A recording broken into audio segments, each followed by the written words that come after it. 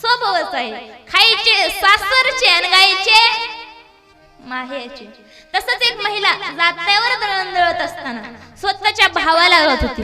भावाची अत्यंत गरिबीची परिस्थिती होती आणि ती म्हणत होती, वाटचार्य वाट सरू पाहतो सकाय खेड्याला खेड्याला खेड्याला खेड्याला सोन्याचं कुलूप माझ्या बंधूच्या वाड्याला वाड्याला. आता हिच्या भावाची 7 पिढ्याची दरिद्री, पण ही म्हणती कशी, सोन्याचं कुलूप माझ्या बंधूच्या वाड्याला वाड्याला. आता ही गोष्ट खरी असेल का? तर मंडळी हे खरी आहे.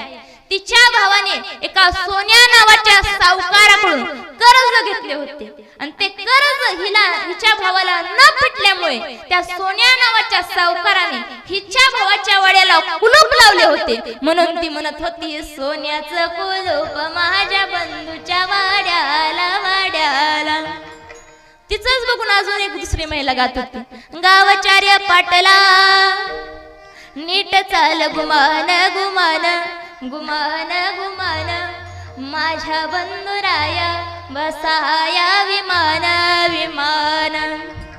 पण हिच्या भावाला नीट नाटकी बसायला सायकल का नसना, पण माझ्या बंधुराया बसाया विमान विमान. अजून एक महिला गात होती बघा, तिला कुठं गुम निघतोय ह्यांचं बघून तिला बी गाव वाटलं.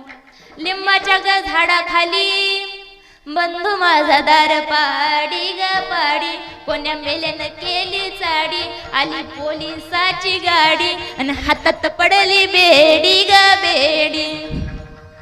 याचा